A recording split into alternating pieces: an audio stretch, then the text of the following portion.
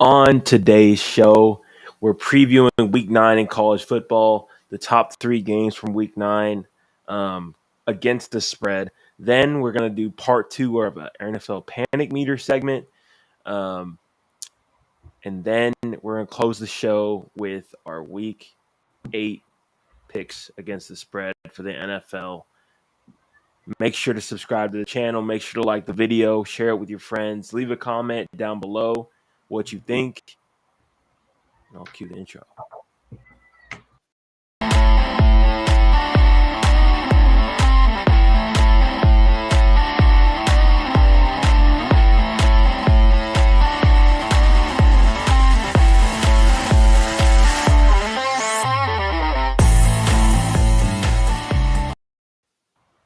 What is up, everyone? Welcome back to the Raw Prospect Podcast. My name is Imy Nixon. Today is October 29th, 2022. We're currently live at 12:34 a.m., like a couple of lunatics that we are. But that's how committed we are to get this content in. And we knew we had to do it right now because it had to be after my shift. And we got games literally today. So joining me from Austin, Texas, the Stat King himself, Mr. Michael Ween. What's up? Forget football. What about that baseball game tonight? Or I guess last night, technically. Or tonight. Man, what a game that was. We previewed the World Series earlier this afternoon. So that episode is going to be up on probably the audio feed tomorrow or later tonight. But make sure to go check that out on our YouTube channel. Like and subscribe. It's not too late to listen to that preview. We dove in from everything, to storylines, to our predictions, to the keys for each team to the series, to matchups. It was a really good podcast, so make sure you go listen to that as we move towards the end of the baseball season. The Phillies won tonight, took a 6-5 or a 1-0 series lead in a 6-5 victory. A JT Real Muto 10th inning home run to right, was the go-ahead run. So very good game. Hopefully we get more of that, and we'll be reacting to the World Series more in the next coming week. But tonight is football. We have college football Week 9, and that's where we're going to start. We have 3 games, 2 of them between ranked teams. The other is the greatest cocktail party technically in the world, played in Jacksonville. Florida Gators at the number 1 team in the country, the Georgia Bulldogs, and that's where we'll begin. What is the line for this game? It's Florida versus Georgia. Georgia minus 22.5 at a neutral site in Jacksonville, Florida. But can you really call it neutral? I don't really know. But either way, I guess I'm going to start this off. I don't really think the spread really matters here. I think it's just, to me, it feels a bit big for a team as good as Florida. I could see it being a 20-point win for Georgia, a 17-point win, but I don't know. I think 3 touchdowns is a bit much. So I'm going to pick Florida to cover the spread. Pretty simple. I just think Florida isn't a pushover. And in a rivalry game like this, they're going to come to play. And I think in the first half, maybe, I think they can do some things to stay somewhat in the game. So going with Florida. Big line. We have a couple big lines here in our college football segment. Florida and Georgia, huge rivalry game, biggest game, technically one of the biggest games on each of these teams' schedules. If you're Georgia, you can't be looking ahead to what you have next week. You have the number 3 team in the country, Tennessee, coming to your place next week. And if you look ahead, Florida's a good enough team to where they can make this a close game in the fourth quarter, and possibly beat you. We know they struggled a little bit early on in SEC play.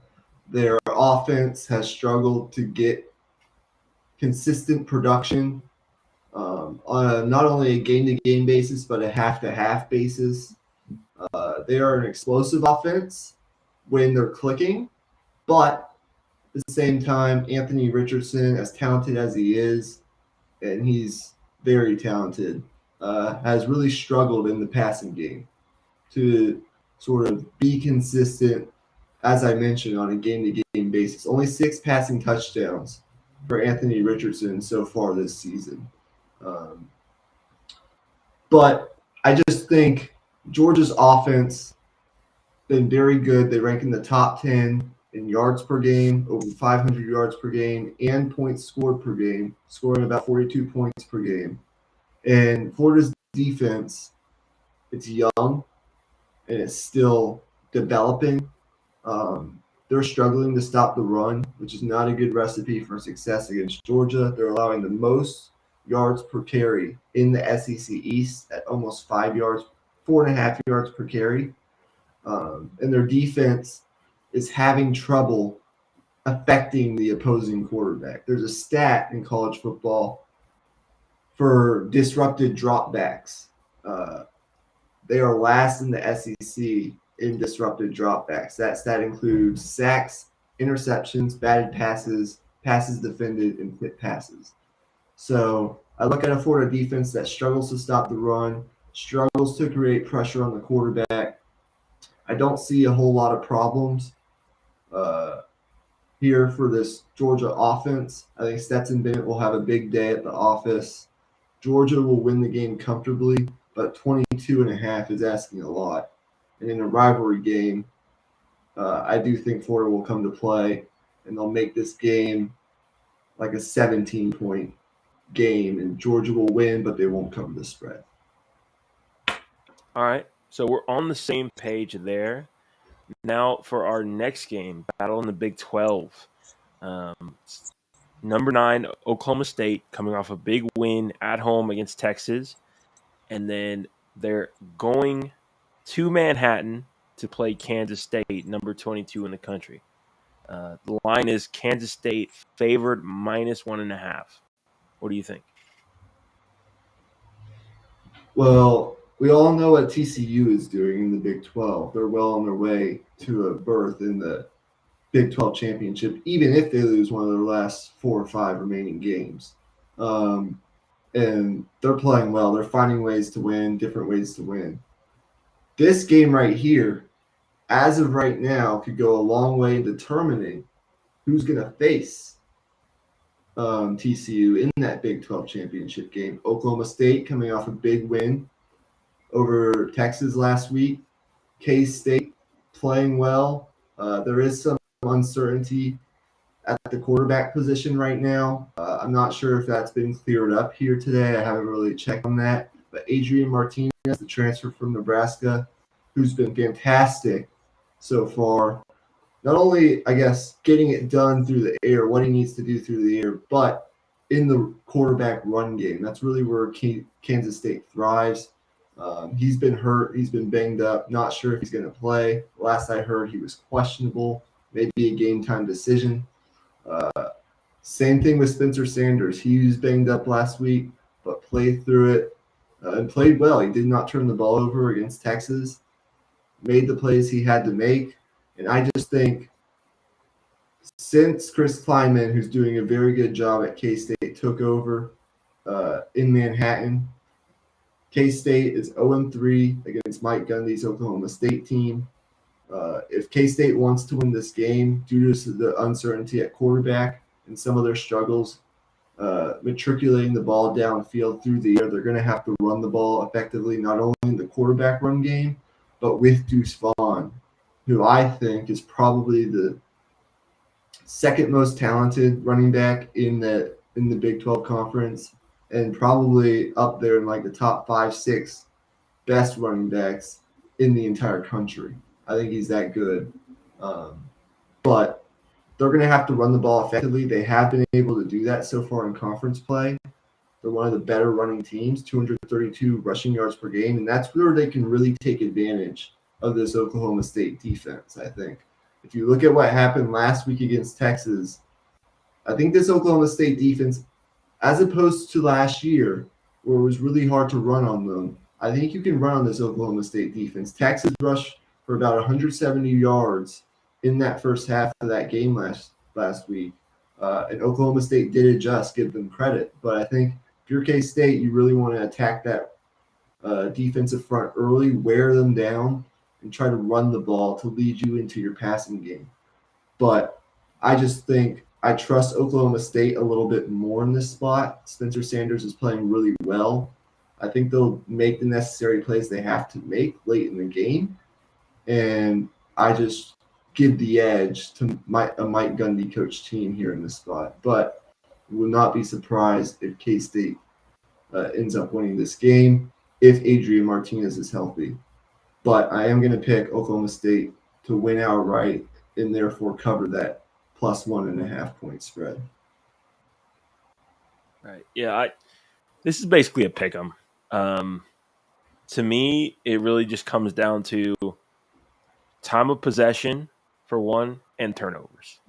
I think the team that wins this game is going to, for one, dominate the time of possession and win the turnover battle. If Oklahoma State can come out with Spencer Sanders throwing the football, I would be, I wouldn't be surprised at that. But I think for this particular game, I think they lean on the running game and play to where they can lean on their defense, which, in my opinion, is the strength of that team. So I'm gonna pick Oklahoma State. I'm gonna be right there with you. I'm gonna pick them to cover that 1.5 point spread as well. I just think they've been in these big games. They know what's at stake, and they know that if they want any chance of winning the Big 12, this is a must-win.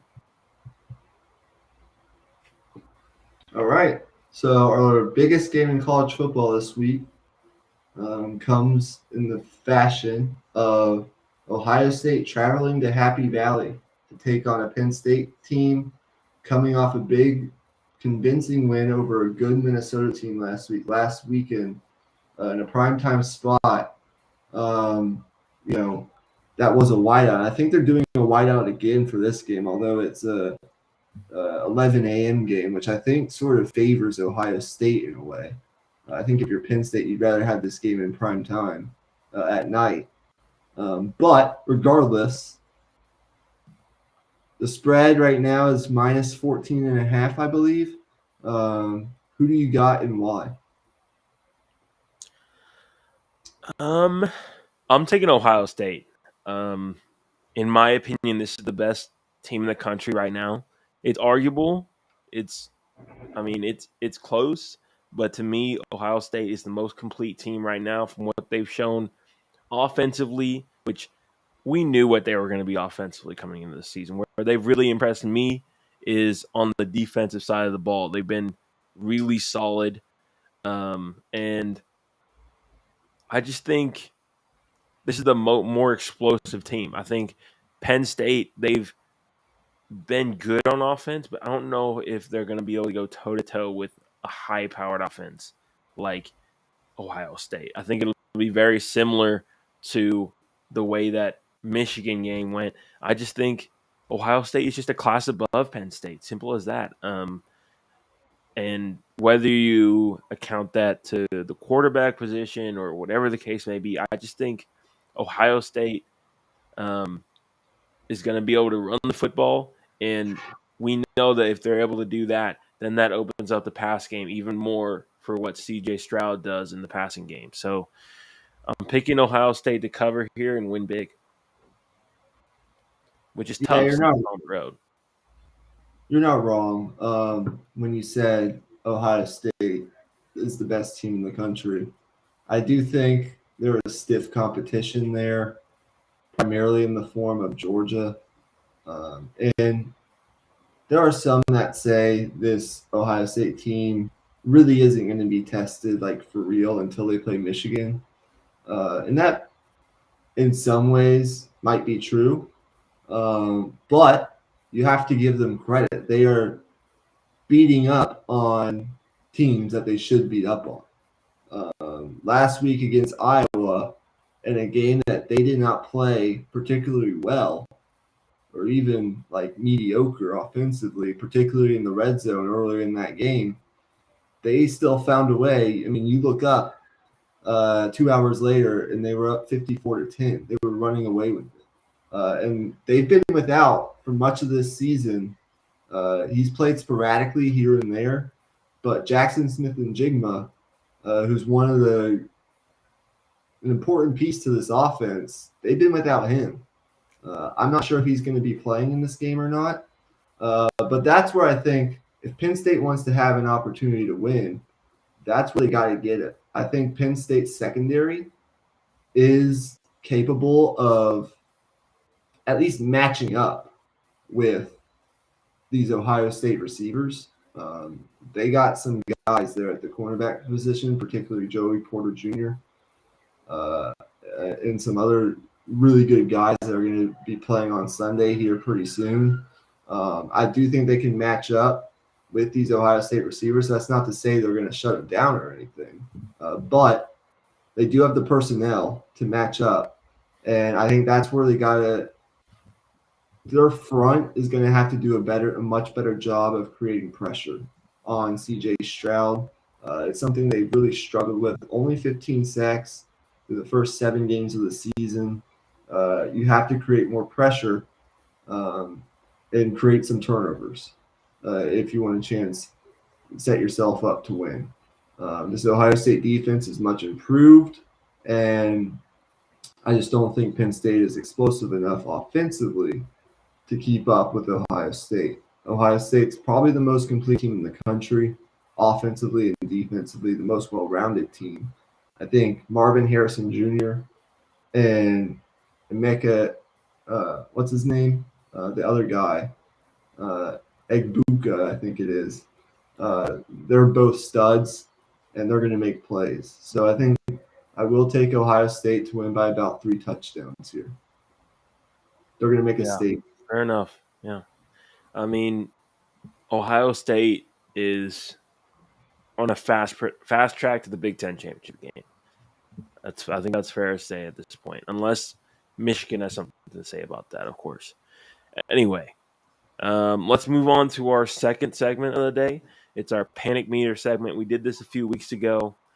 We have some new teams in here. Some teams are actually the same, but our 5 teams today is going to be the Packers, the Bucks, the Lions, the Browns, and the Broncos.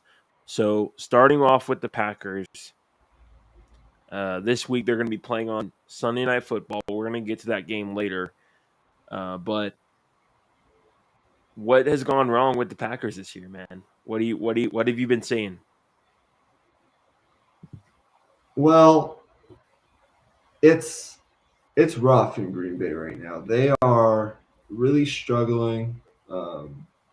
We know the struggles offensively with Rodgers trying to get on the same page with some of these receivers.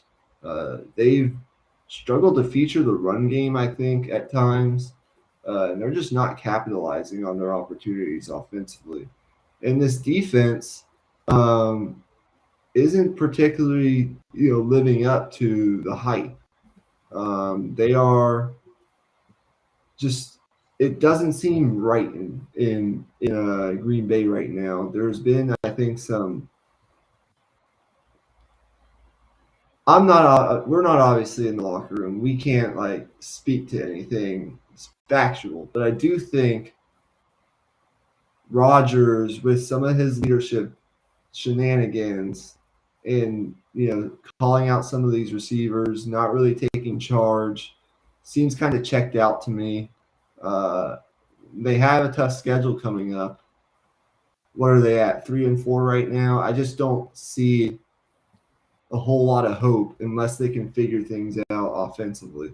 I think it's as simple as that. I put the Vikings are 5-1 right now. It's going to be tough to catch up, considering you've already lost a game to Minnesota. I just don't see it right now for Green Bay. Maybe they can sneak in as a wild card. I mean, you can't really count out Aaron Rodgers until proven otherwise. But I've got to see something drastically change here in the next couple of weeks to believe in Green Bay. I put my panic meter at like an 8 right now if I were the Packers. Yeah, it's not looking good in Green Bay. I'll start with the defense. I think that's the side of the ball that isn't getting as much attention, but I think it's just as concerning, in my opinion, or close to being as concerning. This defense is right up there in terms of doing the least with the most. And they have so much talent from top to bottom on this defense, particularly in that secondary. That secondary is like there's no excuse to give up the big plays that they have been giving up. Um, they've been playing a lot of cover four, which is a a defense that relies on keeping everything in front and basically dictating. Okay, we're gonna make you drive it 10, 11, 12 plays down the field rather than give up a one play touchdown. But teams have been able to do that. There's been a lot of gaps in the zones, and I just think, you know, they made the adjustment this past week against Washington. They started to play more man to man, and they started to play a little bit better, but it's just a little bit too late, in my opinion. I just think, oh man, and that's just the defense. I haven't gotten to the offense yet. The offense, I mean, I watched back that game, and it was a 3rd and 2, 3rd and 1, 4th and 1, all short passes, no runs. They only ran it 13 times against Washington on Sunday. Just inexcusable for a team that came into the year wanting to be a running football team first and foremost. You have two running backs. You've invested a lot in these two running backs. Um, it just doesn't seem like this team has the culture in place to be a good running football team. And what I mean by that is just there's no real grit there. There's no real toughness there. There's just something missing. So for me, I have the panic meter right up there at 8, right there with you. It's it's not good right now. Yeah, for me, it just simply comes down to you brought up the explosive plays. I have a stat on that, but I'm going to save it for when we're making our picks because we're going to talk about the Green Bay Buffalo game, and we know what uh, Buffalo loves to do Yeah. uh, offensively. So I'll share that with y'all later on in the episode. But at the beginning of the season, what did we say? We said we know they're going to be struggles early with Rodgers and these receivers. They're going to struggle in the passing game without Devontae Adams. Uh, these receivers are young. The game is still slowing down for them. They're still learning. We've seen good things. It's not to say that we haven't seen good things, but you know, they need to be a run first football team. And for whatever reason, they seem to not they've seemed to go away from the running game when they have possibly, in my opinion, one of the best 1-2 punches at the running back position in the entire NFL. In Aaron Jones and AJ Dillon. But regardless, that's really what it comes down to. They're really not capitalizing on their opportunities. And last week they did enough to win. I think they had a pick six. They allowed less than 200 yards passing, even though they were going up against Taylor Heineke. They did some good things. They only allowed one pressure on Rodgers.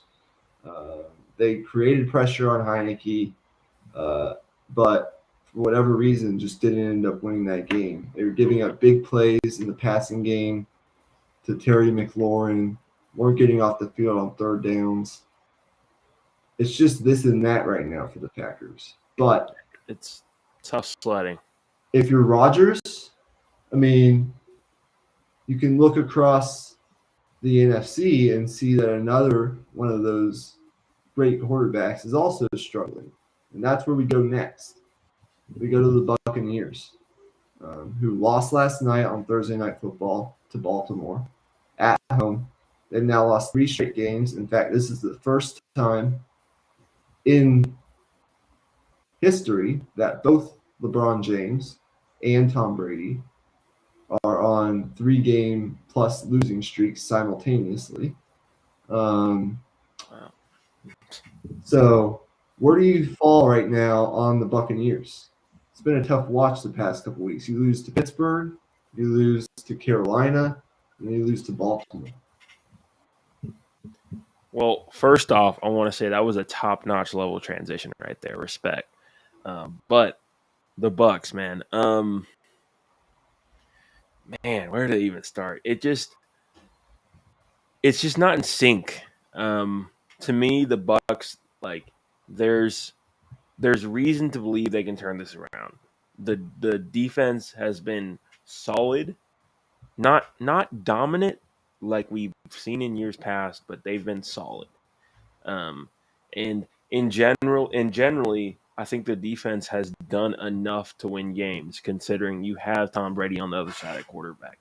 Um, this offense just needs to figure things out, and I think they were in the process of beginning to in the first half of that game against the Ravens last night, but um, after those first couple of drives, things just really hit a wall and a half, and they couldn't move the ball at all.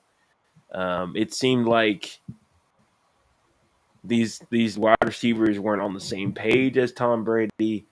Um, Tom Brady was getting pressure in his face. Justin Houston really came alive for the Ravens as well. That didn't help their cause. It's just a combination of a lot of things. You know, we've said it for years with Tom Brady. He needs a good situation around him in order to win. And once you have that foundation, he'll be able to do the most with that and get you to where you want to be, which is a Super Bowl. But at the moment, the Bucks don't have that foundation, and you're really seeing um, that age on Tom Brady. But if they're able to figure things out, I think Tom Brady's age won't even be a factor. Once they hash out these inconsistencies, I think this team will be just fine. So, um, for me, the panic meter is at a 5.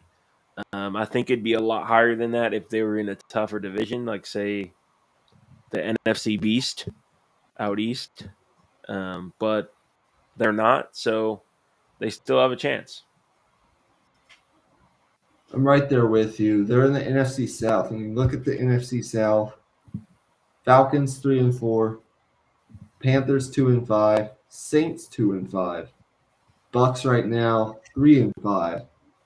You look at that though, you still have, I mean, that division's wide open. You still have a chance to right the ship. You get a little bit of a mini bye week now after the Thursday night football game. Your schedule doesn't really lighten up though. You got to play the Rams, who come to town next week, and then you got to face the Seahawks in Germany. So that's not going to necessarily be an easy game like you thought it may be at the beginning of the season. And I just look injuries. They are one of those teams that this year, like the Ravens last year, I think, and some other teams as well, that has just been snake bitten in key spots by injuries. And last night, another one went down, Shaq Barrett, who's going to be, I believe, out for the season now with his injury. So that's unfortunate. Some injuries on the offensive line. Haven't done a good enough job protecting Brady. As you said, he needs a good situation around him. I thought, oh, after that opening drive last night, they were running the ball. Fournette was running hard, and they were working that Brady play action game across the middle early on, and I thought, oh yeah, they got it figured out. They'll be fine. But then they really didn't do much after that. And for whatever reason, things have just seemed really off um, offensively because they're not protecting Brady. They're not giving him the ample time he needs to make these throws. And I think Brady, I don't think it can go without saying, dealing with some family stuff too, dealing with some stuff off the field, hasn't really been able to focus primarily on football like he has in years past. And I think that's affected him a little bit as well. So, they still have the team to get it done in this division. You can go 9-8 and make the playoffs in this division. And if you get into the playoffs with a healthy version of this Bucks roster with Tom Brady, uh, even if he has to, play in a wild card game, I mean, you're winning. You got to win 4 games with Tom Brady, and that's not out of the question. Yeah. And the Totally. NFC is with Green Bay struggling, and even though the Eagles are right there as probably the best team in the NFC and maybe the entire NFL right now, and the Cowboys are playing well, and you got the Giants who are new on the block. They're playing well. Uh, you look at the maybe the 49ers by the end of the season or the Rams are right there, but NFC is particularly, in my opinion, pretty wide open. So if you can get to the playoffs, whether that's 9-10 wins, right the ship with Tom Brady, win the NFC South, get a home playoff game, there's no reason you couldn't make a run in the playoffs. So for me, for those reasons, my panic meter's like a 5. I'm right there with you. But if they're not able to win one of these 2 games before the bye week, then it's going to raise pretty quickly. Right. Yeah. It can go downhill. Oh, like it can really snowball if they're not able to tack on a win. But Because let's move on here. Oh, I actually think that Falcons team is a lot better than people think. Um, but that's a whole nother conversation for another day. Let's move on. yeah. All right.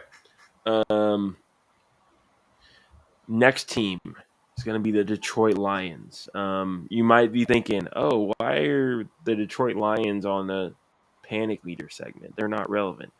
Well, this coaching staff is kind of on the brink here.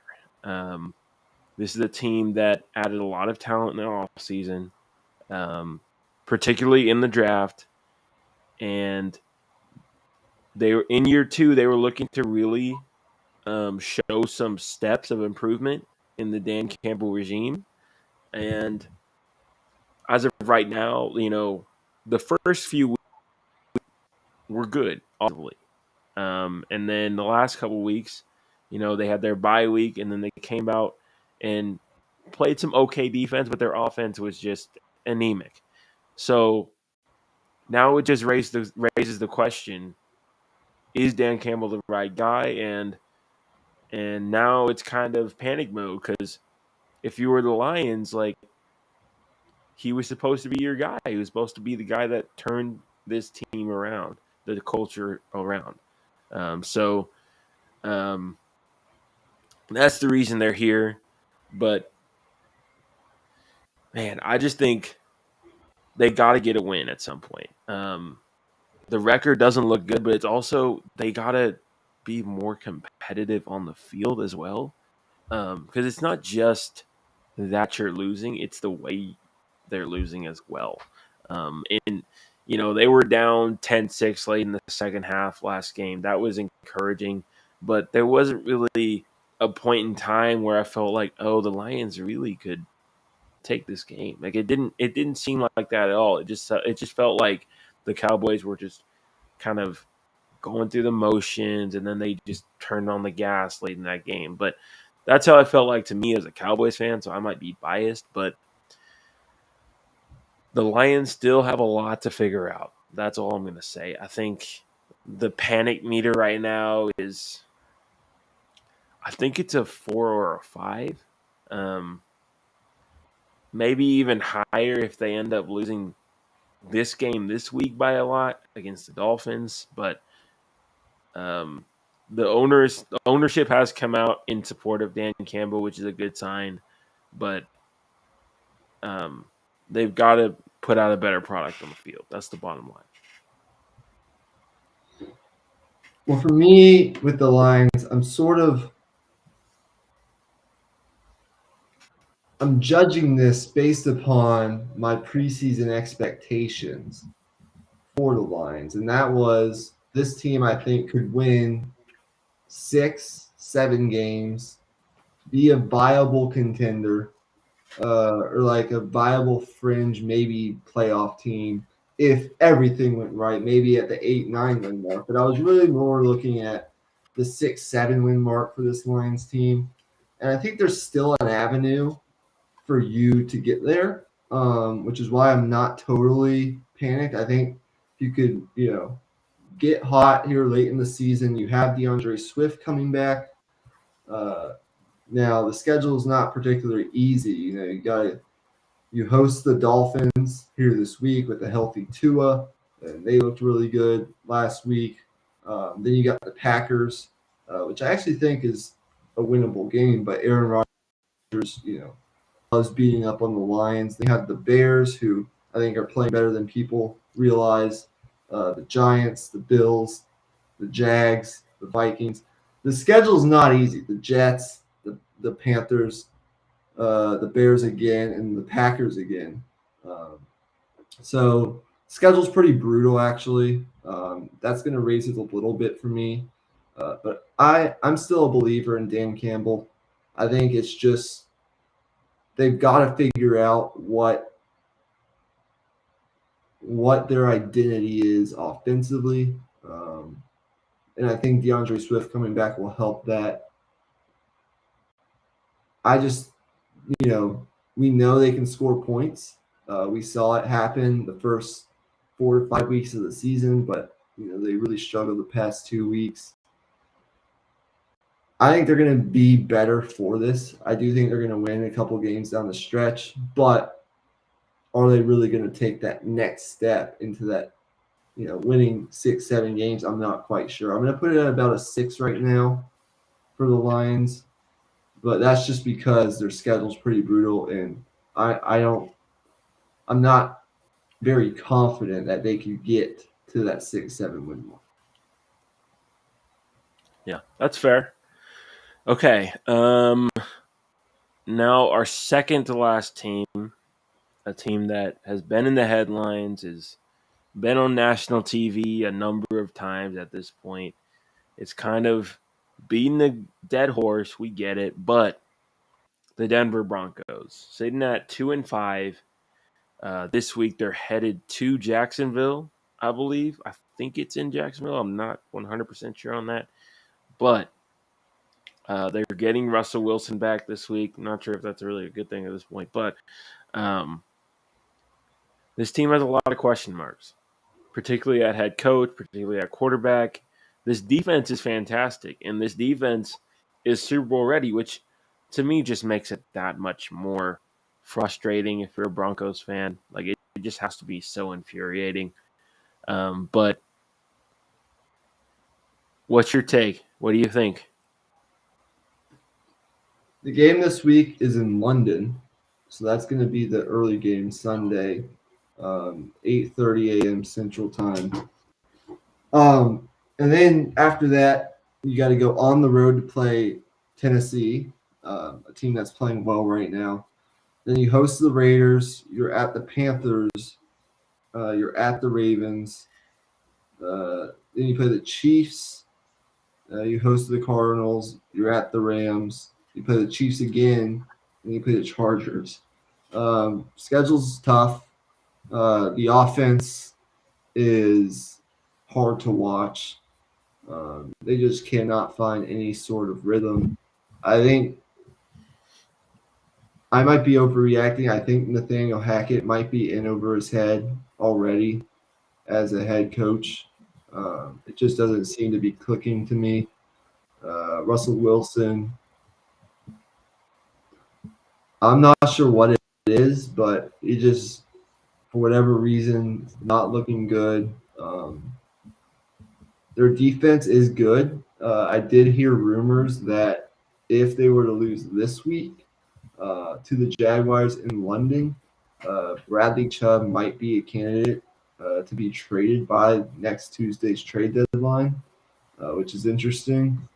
I think this is going to go one way or the other. Either they're going to win this week, maybe pick up some momentum and win a couple games, get back to around 500, or they're going to lose this week and it's just going to totally go south. You could see Nathaniel Hackett get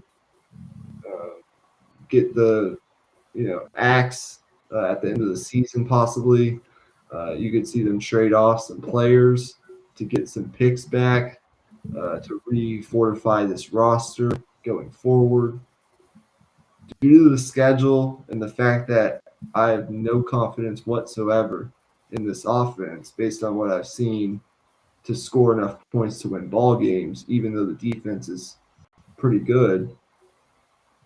And they're in the AFC South with the Chiefs team that's one of the best in the league, the Chargers team that's sooner than later going to get healthy, and I believe be up there with the AFC contenders.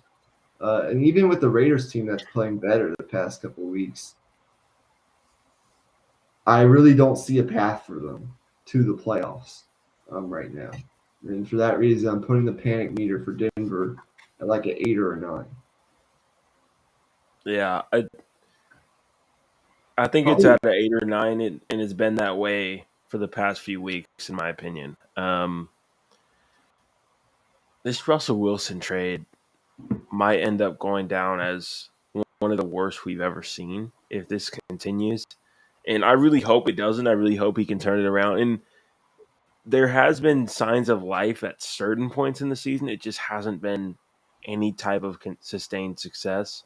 I think particularly in that Raiders game, he showed some good things. He made some good throws, and the arm talent is still there.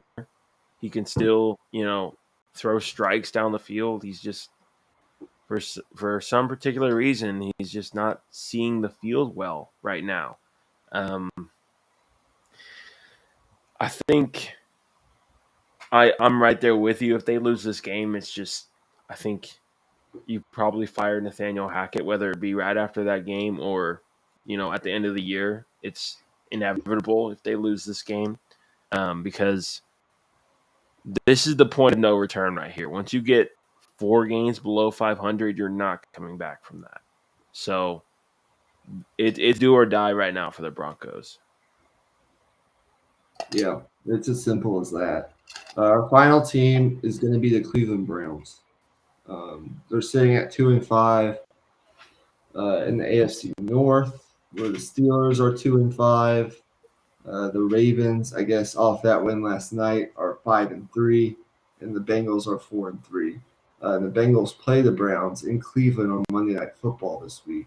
If you look at what the Browns have until Deshaun Watson returns in week number 12, whenever that may be, they have the Bengals at home, a divisional opponent that I think they need to win on Monday night.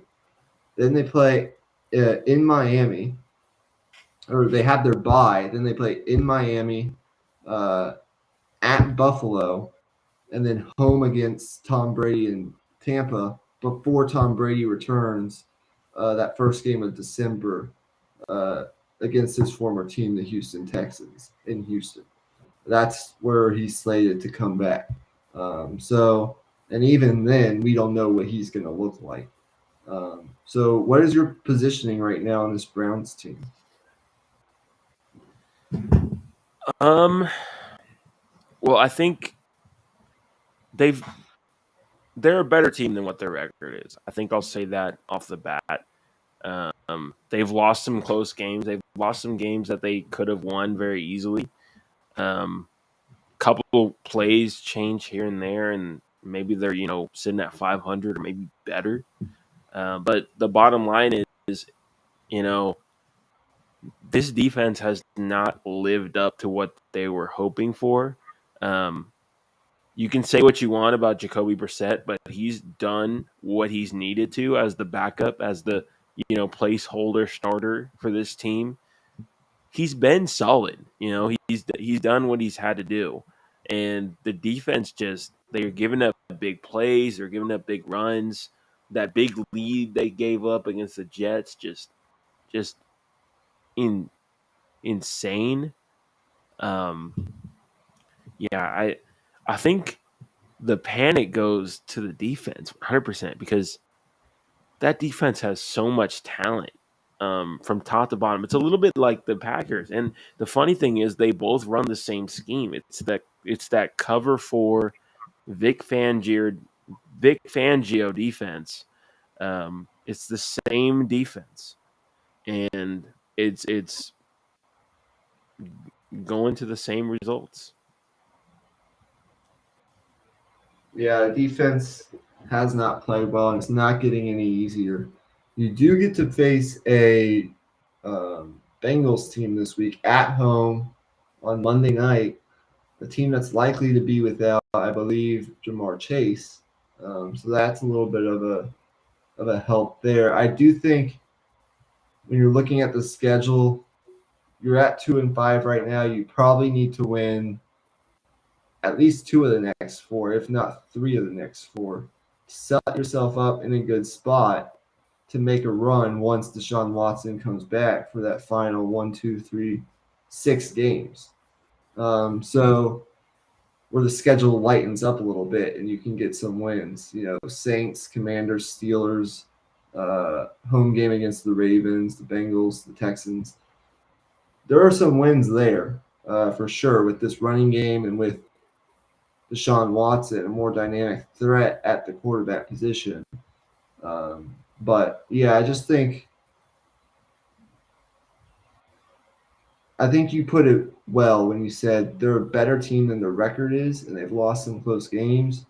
Hopefully, they're able to correct some of the small things to be able to win some of these closer games. And if they can do that, they have the pieces to make a run at the playoffs, especially once Deshaun Watson comes back.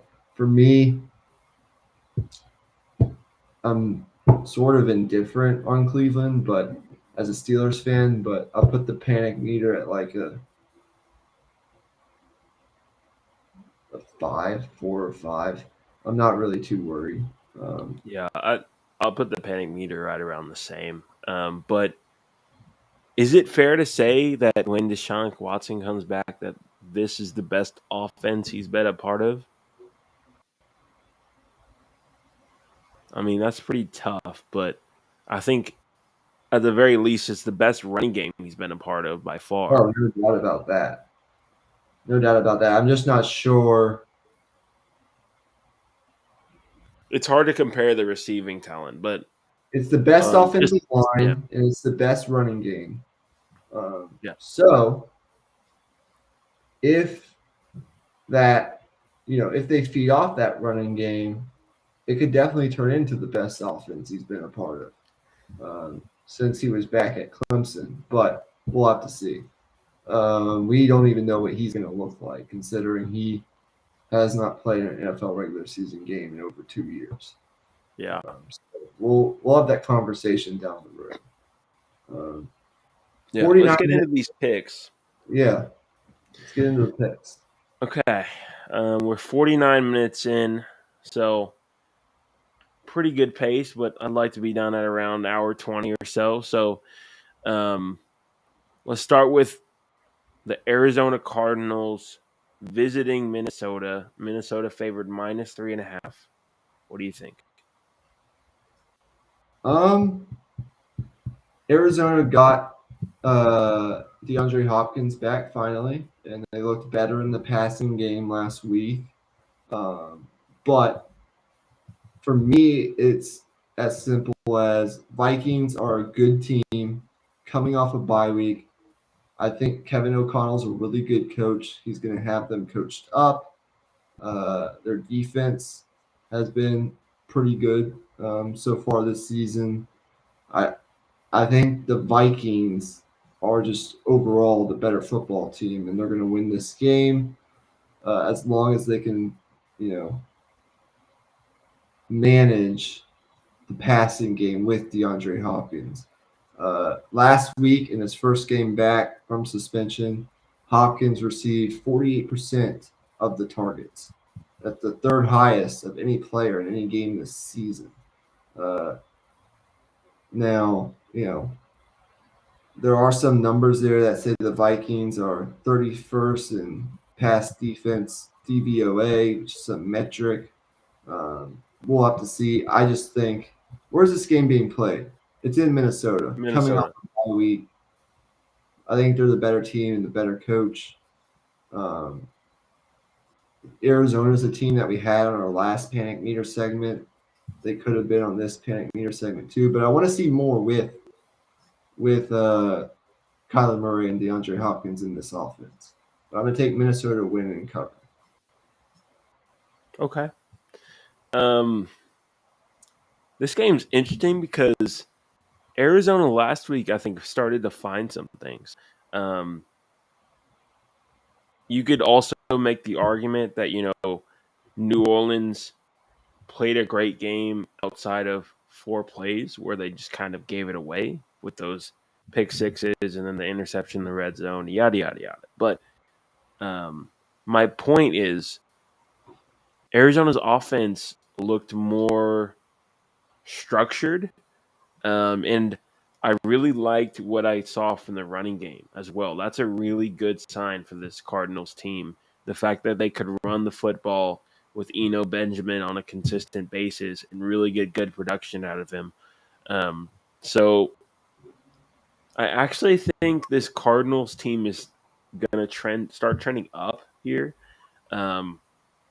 With that being said, though, um, on the road in a tough environment against a team off a bye, so I think it's going to be tough to win this game. But I'm going to pick them to cover the spread, and I'm going to pick the Vikings to win outright. Fair enough. On to our next game. I think it's is it Jets and Patriots? Yes, it is. Yep. Patriots -1.5. Might be surprising to some people considering they're coming off a sort of a beatdown loss last week against Chicago in Foxborough, where things just went awry. They had to switch in and out between Mac Jones and Bailey Zappi. There's some questions at the quarterback position right now, but I think this is the prime bounce back spot for the Patriots and a little bit of a letdown spot for the Jets. Losing Breece Hall is tough. They trade for James Robinson in the running game, so that will help to fill that void a little bit. But I just think Breece Hall was such a big part of what they do offensively, along with Elijah Vera Tucker. They lose him for the season. There's some injuries to that Jets offense to key players, key contributors. And I think the Patriots defense is going to bounce back. They're going to play well. They're playing well against the pass this season. Patriots defense ranks 4th in the NFL in opponent completion percentage at 58.9%. And when you look at Zach Wilson, he is 33rd out of 35 qualified passers with a completion percentage of 57.4%. I think with those injuries, with the Patriots' history and Bill Belichick's history against young quarterbacks and their history against the Jets, winning 12 in a row, winning the last 2 games by a score of 79-19 against the Jets, I think the Patriots will bounce back. They'll win this game and they'll cover the spread, taking the upset. Yeah, I'm going to go the other way here. I'm going to pick the Jets to win this game, and it's basically a pick-'em game, so I'm going to take them to cover the spread also. Well, I guess they would be covering the spread if they won, but I think it just comes down to the Jets know the history of this matchup. They know what's at stake, but these two Jets corners, DJ Reed and Sauce Gardner. I think I think that's the best corner duo in the NFL, right there with Darius Slay and James Bradbury in Philadelphia. I think those two guys have been playing lights out football, and the Jets' run defense has been there. I think there's going to be a defensive battle, and it's really a coin flip. I don't feel great about this pick, but I'm going to stick with the Jets. I believe in the Robert Saleh regime, and I think they're riding high on momentum, and they know what's at stake in this matchup. They know the Patriots have their number, and they're going to come. They're going to come out firing and ready to prove themselves. Fair enough. I think the same can be said for the Patriots, coming off Yeah, a little bit it's of an embarrassment last week. yeah, it's a tough game to pick for sure. It is an important part of the schedule for the Jets. You got two important home games now, with the Patriots this week and then the Bills coming to town next week. So we'll see. Uh, with that, we'll move on to our next game, which is San Francisco at LA Rams. It's a pick'em game. Who you got? um, I'm gonna pick the 49ers, who have had the Rams number for a while now, winning the last 7 regular season matchups, including one earlier this season. Who just got Christian McCaffrey, uh, and they're getting healthier defensively. If you look at what the Rams have been able to do, a lot of their success against, or not the Rams, the Niners, a lot of Kyle Shanahan's success against Sean McVay has been their ability to succeed on third downs against this Rams defense. If you look at what they've been able to do since the start of last year, including the playoff matchup, the 49ers are 25 of 49 on third downs against the Rams. And you break it down even further than that, they're 9 out of 11 on third and short, which is 3 yards or less. They're 10 of 16 on third and medium, 4 to 6 yards. And they're 6 out of 22 on third and long, 7 or more yards. It's been a struggle for the Rams to get off the field on third down against this physical 49ers football team that's getting healthy. Uh, the Rams are coming off the bye. They are playing at home, and there's something to be said for that. We'll see how they look off the bye week. I'm super interested to see, but I'm going to go with the 49ers. Yeah, I'm right there with you. I just think it's not even that the 49ers have their number. I just think it's the perfect matchup against this iteration of the Los Angeles Rams. I almost said St. Louis for some reason. But this iteration of the Rams, lack of offensive line, the defense doesn't scare me. They have the star power, but don't have the depth. And I think Kyle Shanahan will find those gaps and find those matchups, particularly in in the middle of that Rams defense. I think um, the middle can be exploited if you're the Niners, um, whether it be in the run game or in that short passing game with Jimmy Garoppolo. Um,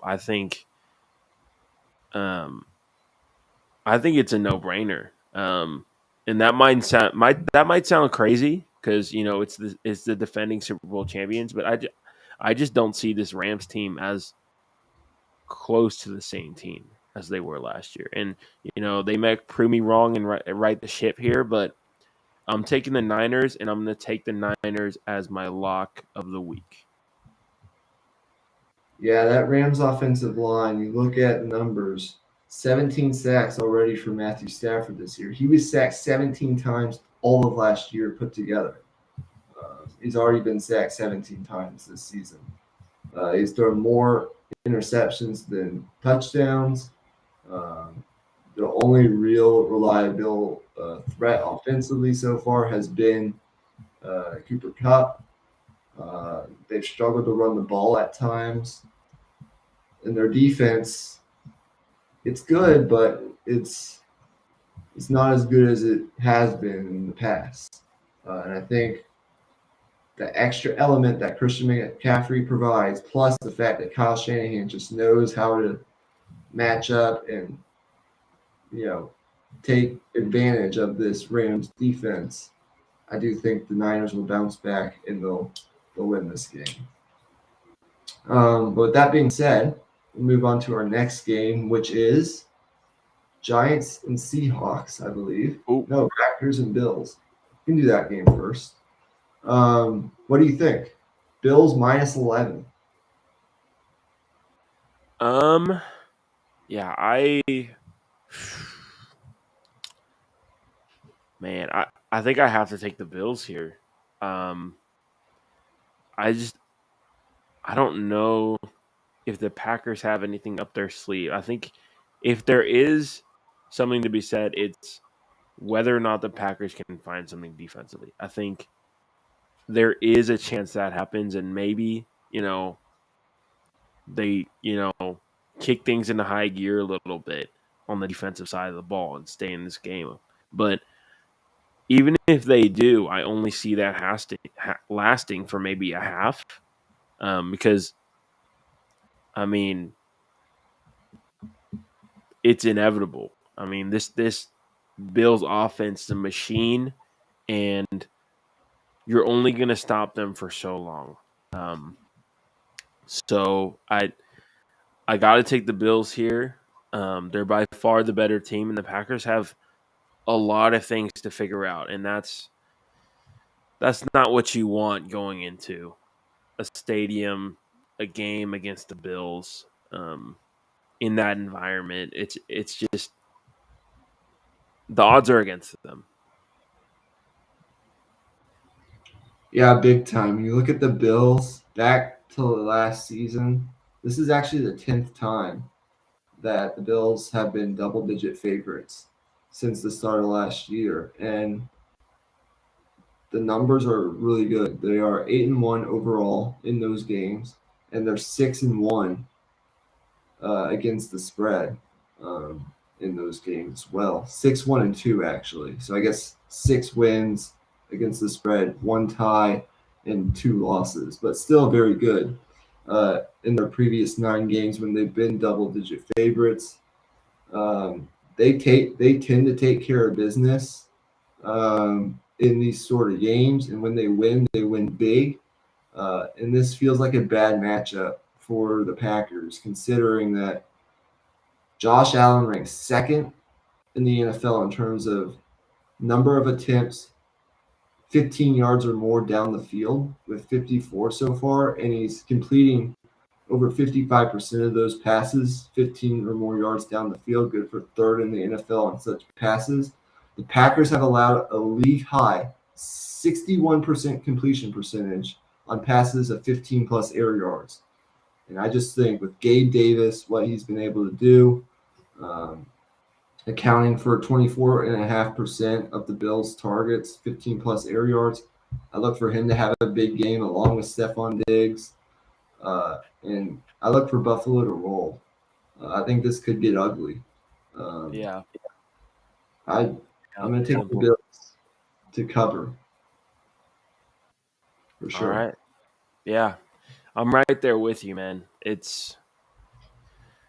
I would love to sit here and have faith in Aaron Rodgers, but I just can't do it right now. Okay, moving on. Next game is Giants at Seattle.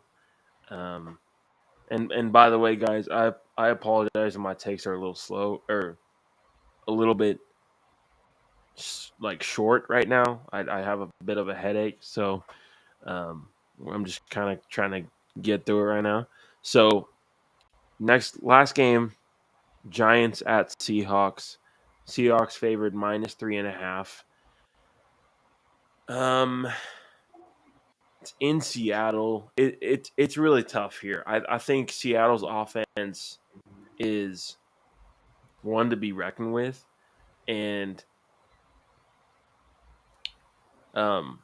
the Giants are tied for first in the most 20+ yard runs given up in the NFL. And Seattle has Kenneth Walker III. And I think the Giants have, found ways to win, and they've been extremely well coached, disciplined, but I think this might be the end of the line here. I'm taking the Seahawks. And I think it's going to be a close game, though. I'm going to take the Giants to cover that 3.5-point spread. Keep it below a field goal. I think I agree with you. I'm going to take the Seahawks to win at home. You look at the Giants, they're sort of in a tough spot. They had to fly down to Jacksonville and play a tough game in Jacksonville last week, which they ended up winning, but it wasn't easy. And now they have to fly all the way across the country to Seattle, which is a hard place to play in itself. But those things do matter in the NFL. When you have to go far for 2 road games on back-to-back weeks, it does have an effect on your football team. And I just think you have to give the Giants credit. It's really hard to win in the NFL, and however you can win games, you got to win games. I mean, you just got to win. That's all that matters. And they've done that. Give credit to Daniel Jones. Give credit to this running game with Saquon Barkley. Give a lot of credit to Brian Daboll and this coaching staff for what they've been able to do. But it's a little bit of an unsustainable recipe for long-term success, in my opinion. If you look at what they've done defensively, they're allowing the most, I believe, yards per rush in the entire league at almost 6 yards per rush. They're allowing the 8th most yards per play overall in the NFL this season. And you look at what the Seahawks have been able to do offensively, they're ranked 5th in the NFL in points per game at 26. Geno Smith is playing good, solid, smart football, and they're at home, and they're rolling right now. They just rolled a very good Chargers team on the road. They're coming back home, and I think the Seahawks will win. I'm just not confident that they can cover the 3.5 against the Giants team that's been really good against the spread this year. They are 6-1 this season. They're tied with Atlanta for the best record against the spread in the NFL right now. So I do think the Giants will win or cover the spread. I do think the Seahawks will win the game. But if we told you at the beginning of the season that this game right here was going to be the only game in Week 8 between the 2 teams that both have winning records, I don't know what we would have thought or what we would have told you if you told us that. But that's where we are, and that's why we love the NFL. So I guess to wrap things up here, we're at a good time, 1 hour, 10 minutes. I think my lock of the week, you said your lock of the week is going to be the pick'em game. Giants, or not Giants, 49ers, and I like that. I think I'm going to make my pick or my lock of the week. Look, I'm really thinking about that Bills line. I know it's big, but I've been high on the Bills like ever since the season started. It's a little big for me though, and I'm pretty confident in this Patriots pick. It's a little bit risky, but I do think the Patriots are going to bounce back. So, and that's basically a pick 'em game too. So I'm going to take the Patriots minus 1.5 against the Jets. Yeah, and your risky pick paid off last week, so might pay off for you again. Okay, that's gonna do it for episode 132, guys. Thanks for watching. Thanks for listening. We appreciate y'all. I'm gonna let Michael sign us off here. Wow. So I can tell Emmy's struggling with this headache, so we're going to sign off here.